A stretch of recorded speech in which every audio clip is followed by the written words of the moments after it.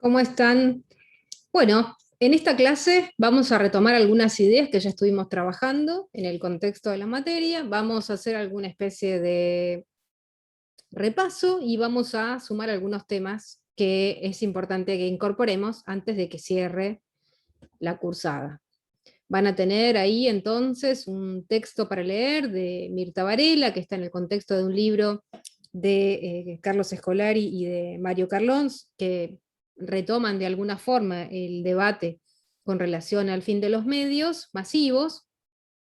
un debate que en realidad está bastante resuelto y que ya no sigue siendo casi debate, pero que tenemos que transitar para comprender algunas lógicas de los medios actuales, para actualizarnos y para poder empezar a pensar las distintas instancias del proceso comunicativo que hace a los medios de comunicación, como vimos, producción, circulación y consumo, para decirlo de alguna forma bastante simplificada. Bueno, comencemos. Tenemos ahí el texto entonces de Mirta Varela. Mirta Varela trabaja medios,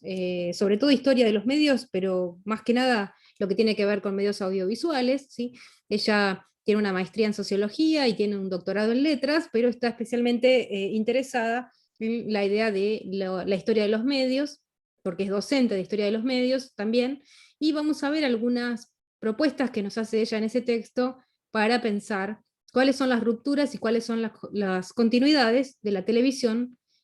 con relación a los medios que la antecedían y cuáles son las rupturas y las continuidades de los medios llamados nuevos medios, entre comillas,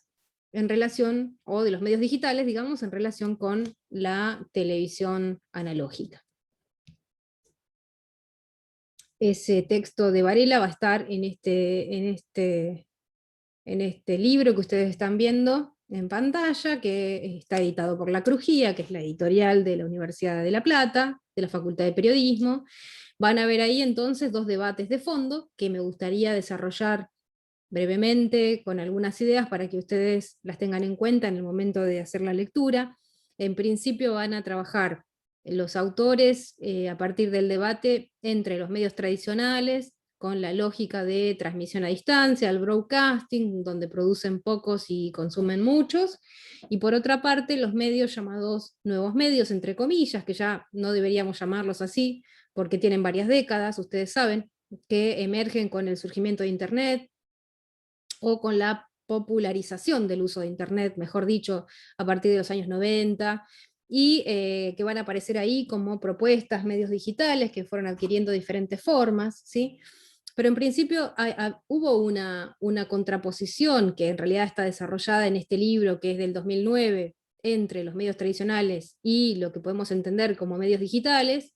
y este debate lo asumen varios autores, ¿sí? Que desarrollaron diferentes tipos de trabajos con relación al fin de los medios tradicionales como la radio, los medios sonoros, hay diferentes artículos. Después los medios que tienen que ver con la televisión, hay dos artículos en este libro, uno de Scolari y otro de precisamente el de Varela que ustedes van a leer. Y por otra parte, bueno, el fin del libro, ¿no? De otro tipo de medios, o del diario, ¿sí? De la prensa, con relación a otras versiones o posibilidades en Internet.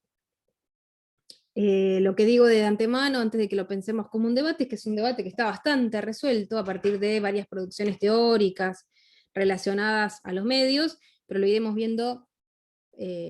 más adelante, lo discutiremos más adelante, pero en principio está propuesto como un debate en ese sentido, como medios tradicionales versus medios digitales. Y por otra parte aparece otro debate de trasfondo que tiene que ver con la lógica que es un debate que en realidad podemos encontrarlo no ya en el libro solamente, sino en las discusiones asociadas al campo disciplinar de la comunicación, como vimos, la comunicación en el espacio de producción de conocimiento y de reflexión, ¿no? Donde se producen las teorías, donde se investiga, donde también esto se enseña y se transmite y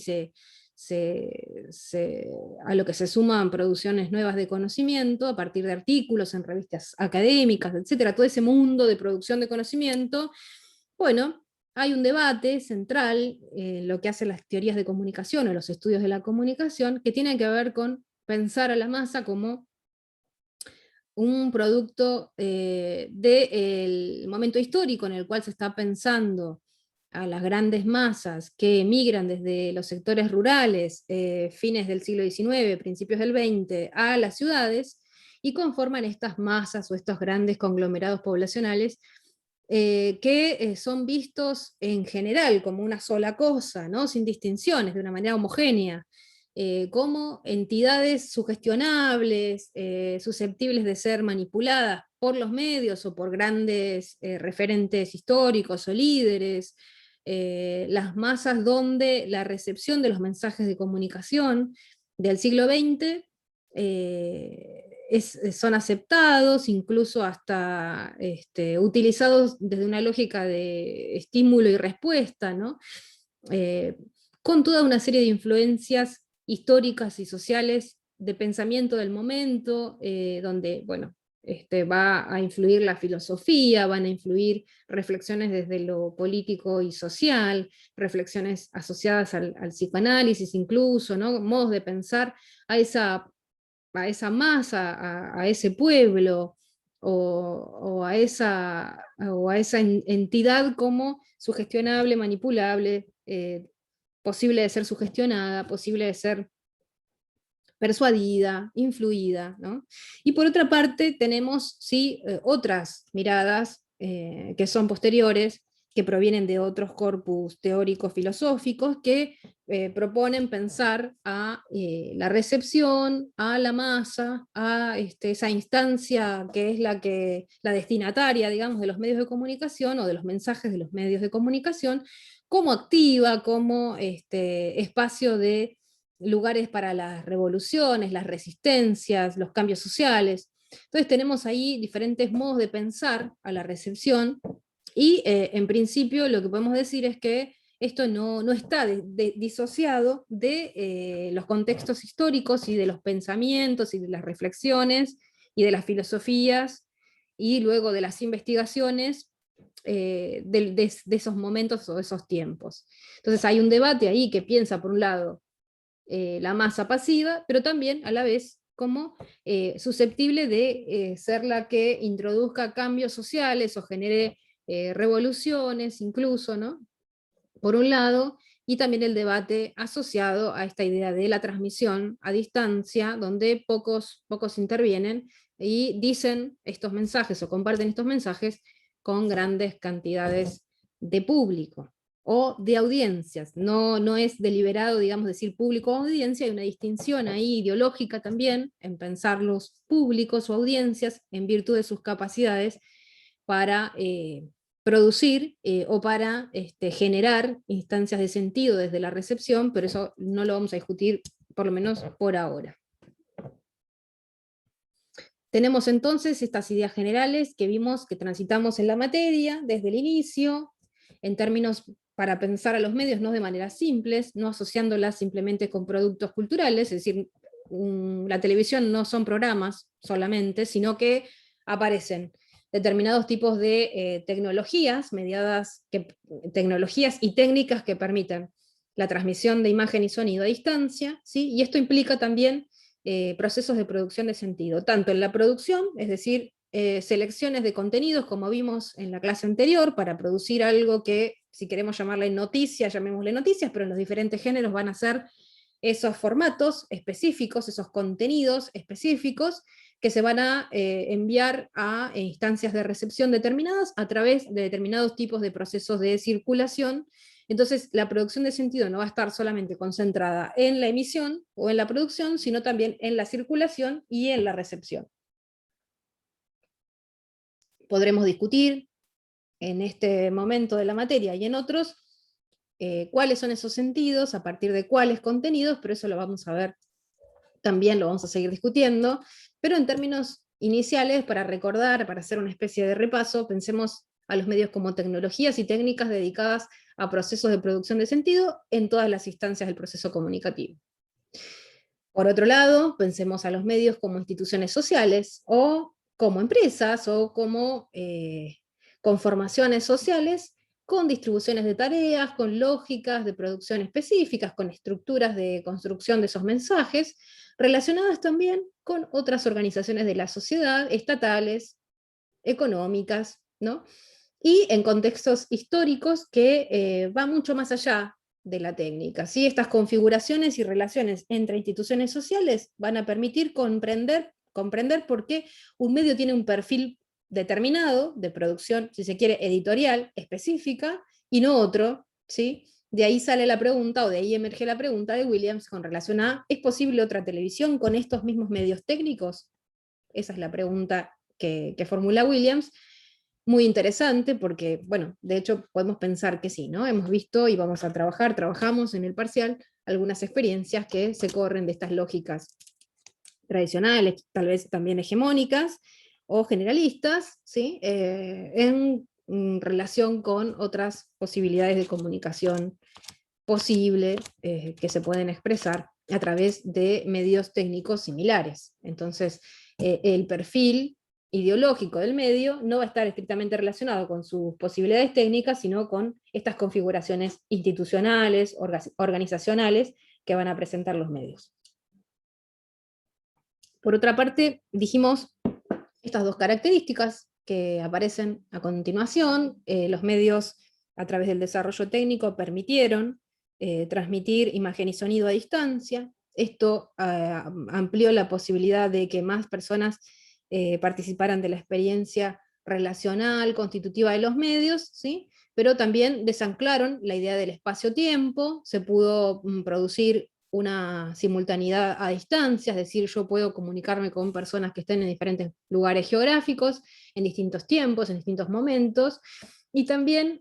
implicó una mayor participación de los comunicantes, de las personas, de los sujetos comunicantes, en el mismo acto comunicativo, a diferencia de lo que era la interacción cara a cara. Si bien hay experiencias, no sé, en la Grecia antigua, de lugares en los que la gente se reunía para discutir determinados temas, que compartían en un mismo escenario, en un mismo espacio, bueno, los medios permitieron que estas experiencias se ampliaran a una mayor cantidad de personas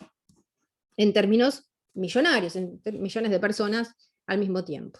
Es decir, bueno, también esta interacción mediada también implicaba asimetría en términos de cuál era la participación o la injerencia que las personas iban a tener en la producción o en la realización de ese mensaje que se iba a poner en juego. Sabemos que en lo que es la lógica del broadcasting aparece ahí un esquema de pocos a muchos, mientras que en otras lógicas con mayor interacción podría pensarse en otros esquemas. Después tenemos un accionar en el marco del capitalismo de mercado, es decir, los medios no están ajenos a las políticas culturales y estatales y a las lógicas económicas del mercado en el que estaría cualquier otra empresa o cualquier otro tipo de organización que se vincule desde las temáticas o desde los abordajes, los marcos legales o los abordajes económicos que se dan en un contexto determinado, están relacionados, funcionan a partir de ese tipo de incidencias. Pensemos en la ley de producción de contenidos audiovisuales o la ley de medios, mal llamada ley de medios, que se discutió en la década del 2009, del 2000 hasta el 2009, ¿no? Y que después se derogó a través de un decreto. Pensemos en esos marcos legales, en las discusiones con relación a las posibilidades de regulación de los medios nacionales o también de las plataformas, ¿no? O de los pocos alcances que en realidad tienen algunos marcos legales. Bueno, pensemos en que los medios están insertos en estas discusiones y en estos marcos de regulación, tanto legal como económica, ¿sí? Y a partir de lógicas de mercado, también funcionan con relación a eso. Y por otra parte, estas lógicas de mercado, bueno, pues también van a estar articulándose estrictamente, íntimamente relacionadas con los temarios, con los contenidos, con los géneros. Lo que va a decir Varela es que, por ejemplo, la televisión siempre estuvo interesada en la innovación, en presentar nuevos esquemas de conformación de, por ejemplo, innovaciones en términos morales, que la televisión va a ir avanzando en virtud de que el cambio social posibilita poner frente a la pantalla diferentes formas y representaciones de la vida social, ¿no? Por ejemplo, la televisión pública permite o posibilita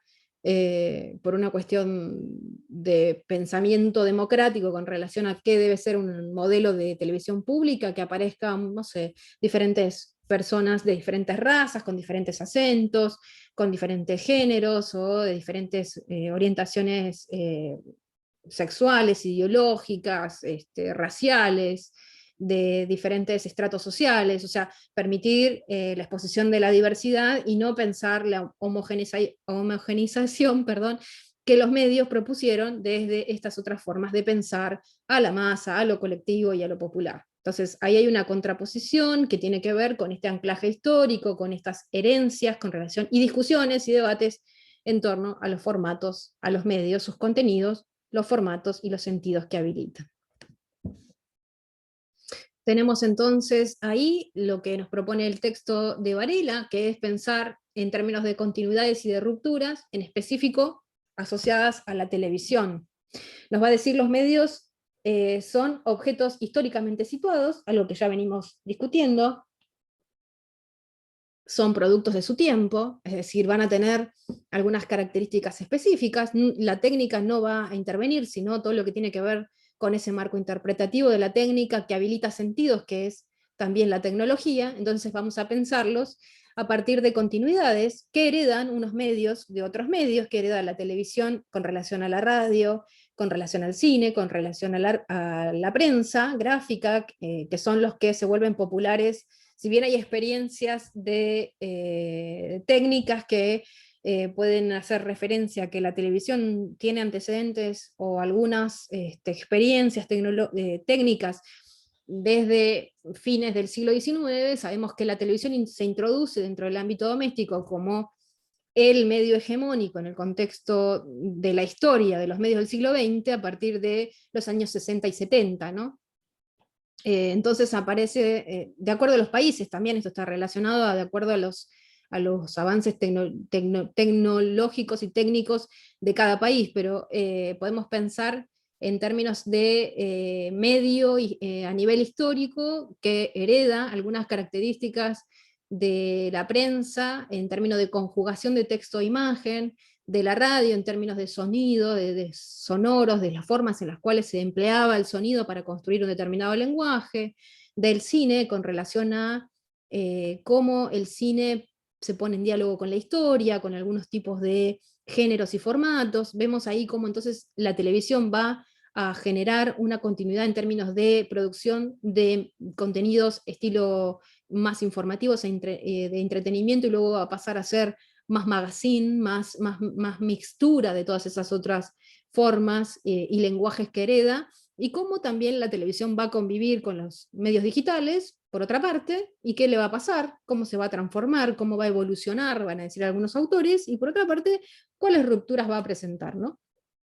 Cuáles continuidades van a tener también los nuevos medios a partir de la experiencia de la televisión, ¿sí? en tanto institución social, pero también en tanto hecho cultural que produce sentidos, y por otra parte, cuáles rupturas van a haber, cuáles diferenciaciones van a haber, cuáles cosas no van a tener continuidad y cuáles sí.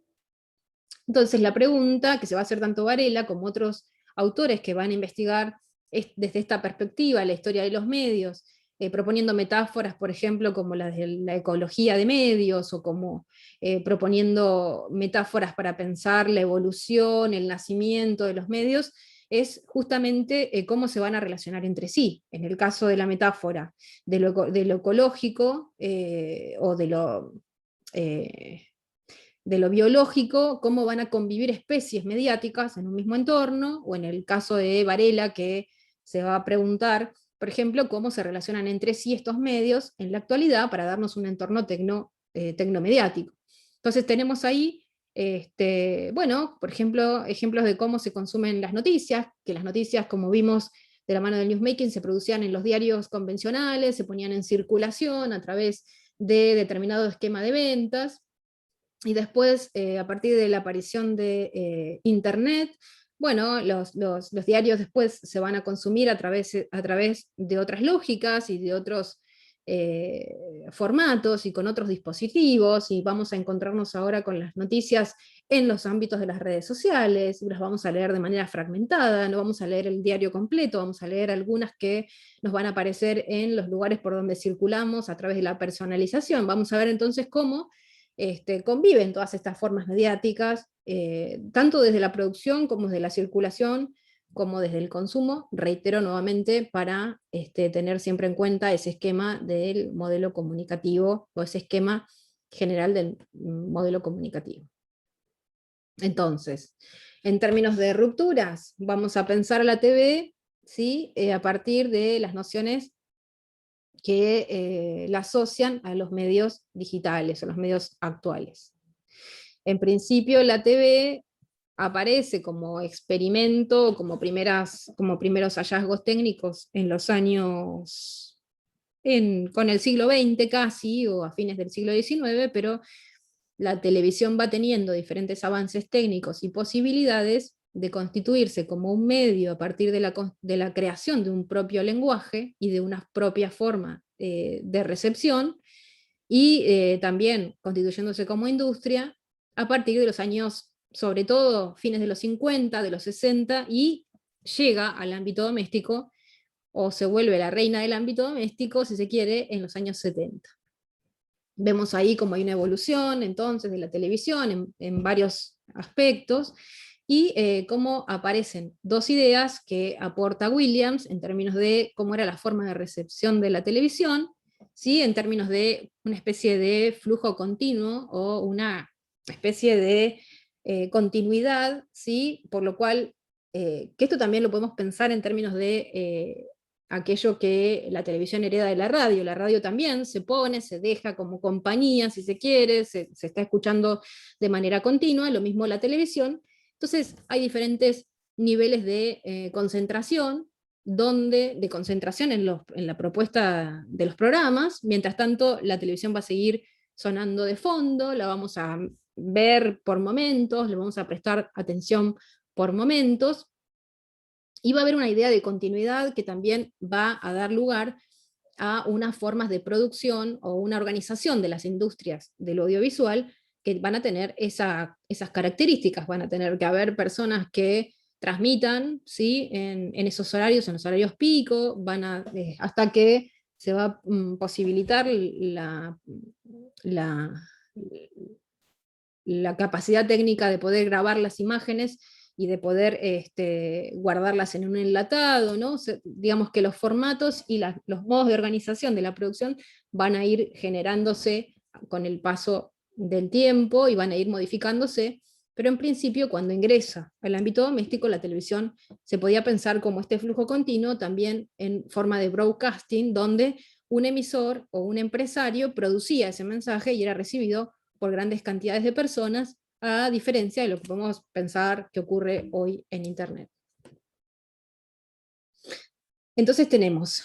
primera ruptura, esa contraposición entre el broadcasting de producción de pocos a muchos, donde esos pocos tenían grandes capacidades para constituir ese mensaje, construirlo a su medida, y muchos solo de recibirlo. Al menos eso es lo que se dice inicialmente desde este esquema, ¿no? Pensemos que también en la recepción pasaban muchas cosas, pero eso va a ser dicho mucho después. Por tanto, mientras tanto, podemos pensar en que si bien hay posibilidades de resistencia desde la recepción,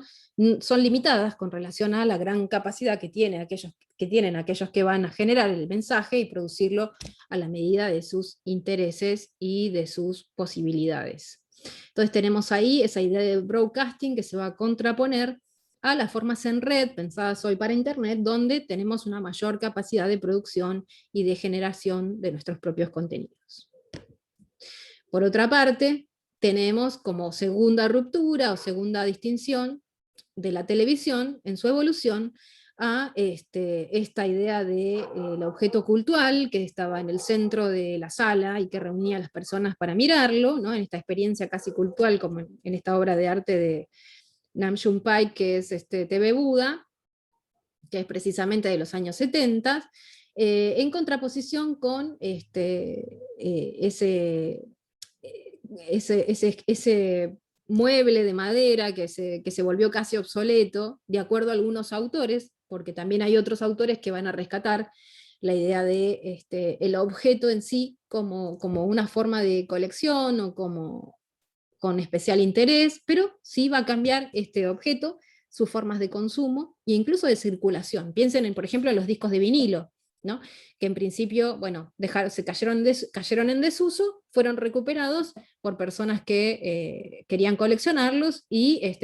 cobraron otro valor en esos circuitos donde empezaron a circular, donde se volvieron valiosos, a pesar de que había las lógicas del CD y después de la misma digitalización,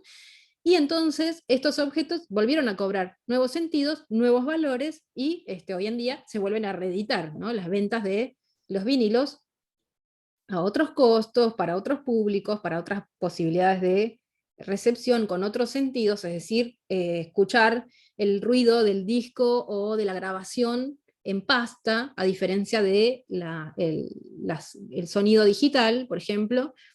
todavía cobra nuevos sentidos para esas personas que quieren recuperar de alguna forma esas experiencias que se producían en otros momentos históricos. Entonces, podemos pensar, bueno, por un lado que cambia como ruptura esta idea de cuál es el objeto, ¿sí? Que hoy tenemos la pantalla de silicio, cuál es el objeto que hoy está con relación a esas formas y estéticas que proponían otros objetos que eran también el soporte material de los contenidos televisivos, pero también podemos pensar en que pueden ser recuperados y dotados de otro sentido para instancias de consumo diferentes. Por otra parte, en lo que hace a las continuidades, tenemos, por ejemplo, la idea que nos presenta Williams en este texto sobre la televisión, sobre, digamos, quiero sintetizarlo en dos ideas, después iremos profundizando, leyendo más algún que otro capítulo de este libro en la segunda mitad del año, pero en principio quiero decir dos cosas. Lo que dice acerca de la televisión o los modos de pensar la televisión, que son los que ustedes revisaron en ese capítulo de Sandoval inicial, son las formas en las que ustedes van a poder pensar, ¿sí? Porque este texto se sigue utilizando, tiene todavía vigencia en términos de los modos de pensar a los medios de comunicación, también sirven, como son tecnologías, para pensar cualquier otro tipo de tecnología, para investigar, para pensar, para reflexionar sobre cualquier otro tipo de tecnología. Esa es una idea interesante que puede emerger de este libro, ¿sí? Pensando los medios como fenómeno social y también como formas de estudio, cómo estudiar, ¿sí? Por ejemplo, si ustedes quisieran investigar tecnologías digitales interactivas, podrían tomar algunas ideas que aparecen en este libro en términos de cómo pensarlas. ¿Cómo pensarlas? Bueno, con ese listado que ya repasamos, es decir, cómo productoras de sentido, como instituciones sociales, como técnicas y tecnologías, ¿no? Con todas esas dimensiones posibles para pensarlas y no solamente con una o con dos. Por otra parte, bueno, hay una lógica y hay un debate interno en este libro de Williams que piensa a la televisión en términos de determinismo tecnológico, que lo que hace es establecer una distinción entre el hecho de acceder a las tecnologías y suponer que el acceso a tecnologías genera y automáticamente o casi en una relación de causa y efecto cambio social. Es decir, piensen ustedes que con el hecho de tener computadoras tal vez no sabremos cómo programar, pero sí aparece ahí una relación muy fuerte en que podría ser posible determinado tipo de cambio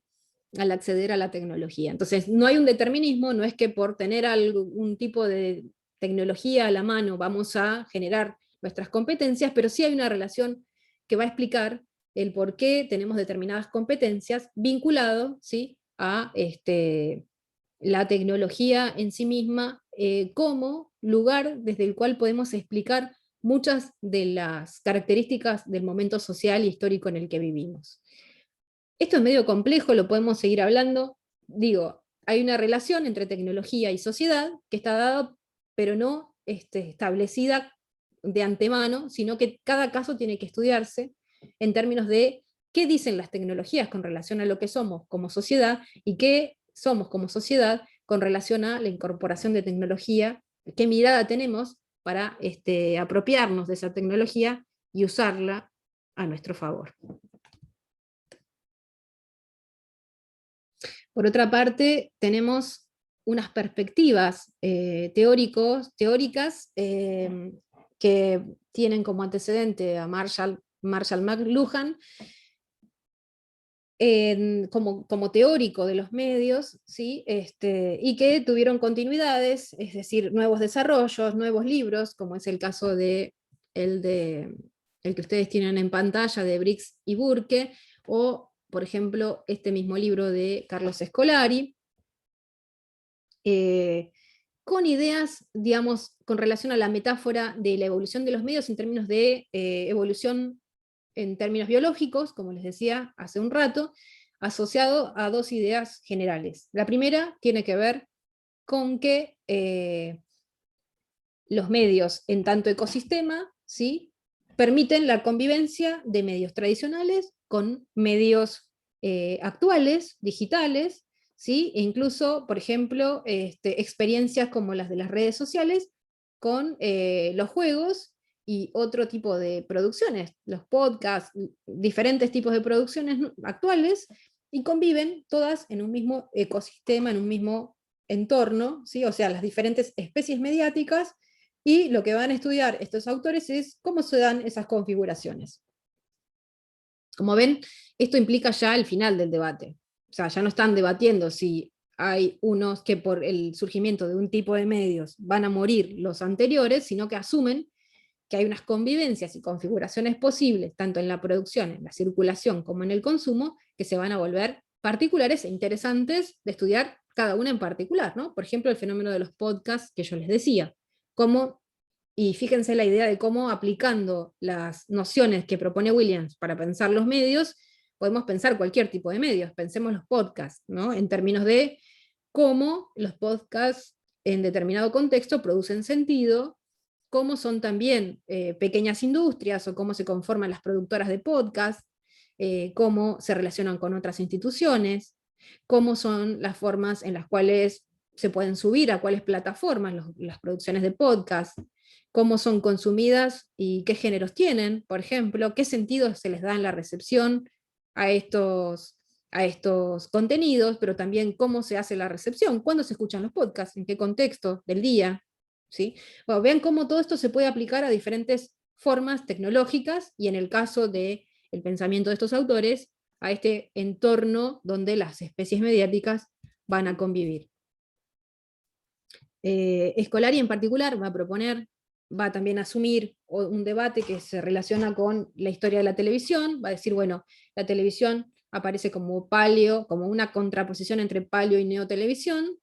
paleo en términos de que cambiaban los artefactos, o sea, paleo y neotelevisión cambian los artefactos, cambian los contenidos, paleo en términos de una distinción muy clara entre la información y el entretenimiento,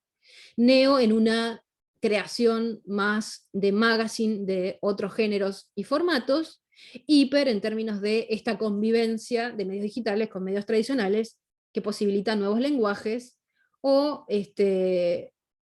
la activación de ideas como el streaming, por ejemplo, que tiene que ver mucho con el broadcasting, pero que tiene otras lógicas. O sea, ya no todo el mundo mira ese streaming, sino solo públicos segmentados, que les va a interesar el porqué del streaming, ¿no? Veamos todas esas configuraciones que se vuelven muy interesantes para pensar los medios en la actualidad. Y sigamos aplicando a William para hacer eso. Algunas ideas de Varela con relación a la continuidad. Va a decir, bueno, miren, YouTube se propuso como un modelo realmente innovador en términos de que cada quien podía producir su propio contenido y subirlo. Sí, en ese sentido podría ser una ruptura, pero no lo es en términos de circulación. El YouTube va a circular, ¿sí? O sea, para que mi video, mi producción pueda ser vista, la tengo que subir a esa plataforma. Y en ese sentido de centralización de los contenidos, se parece un montón a los medios tradicionales. Eso es lo que nos va a señalar, en principio, Varela y otros autores. Hay un capítulo sobre YouTube muy interesante en un texto que ustedes no van a leer, pero que podemos retomar después, que habla sobre las plataformas, ¿no? La cultura de la conectividad, de José Van Dijk, también trabaja un capítulo específico sobre YouTube, y sobre estas ideas y lógicas de YouTube como empresa y como industria en lo que hace a la plataforma YouTube, ¿no? Pero en este caso lo que va a hacer Varela es decir, bueno, se distingue, pero no tanto en lo que tiene que ver en la circulación, ¿sí? Porque el mainstream, o esta idea de la centralidad de YouTube para concentrar diferentes tipos de propuestas audiovisuales, de alguna forma no va a distinguir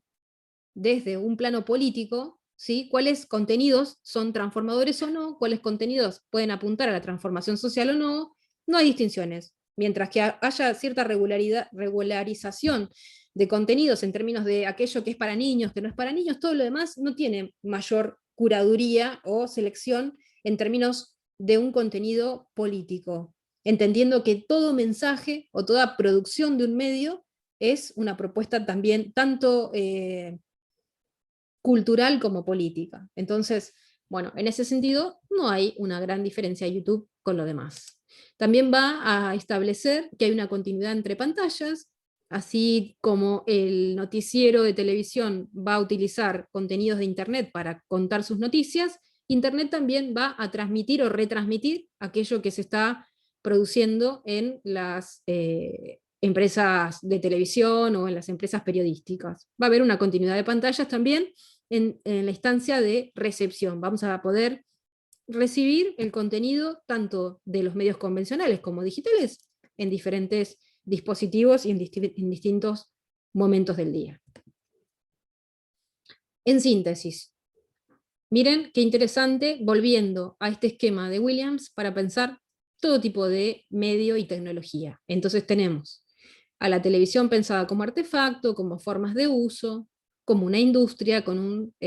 sistema de estrellas propio, ¿sí? Hay estrellas de televisión, ¿sí? Que se va a constituir. La televisión va a ser, además de un artefacto y de determinado tipo de contenidos y de determinado tipo de relaciones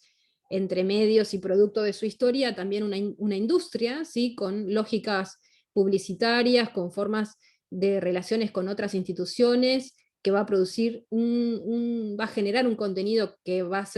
a priorizar unos aspectos por sobre otros, unos temas por sobre otros, unos tipos de perfiles de personas que van a aparecer en pantalla por sobre otros, ofertas de géneros en vez de otros, y también la televisión va a conformar un ecosistema o un entorno tecnomediático junto con otros tipos de expresiones y de medios. Varela va a decir, el contenido y la función de un medio puede cambiar o desplazarse de uno a otro, su audiencia puede cambiar y su estatus social puede ascender o descender. Pensemos en la crisis de los diarios, por ejemplo, de la venta de los diarios convencionales, de papel, pero una vez que un medio se establece, continúa funcionando dentro de un extenso sistema de opciones comunicativas.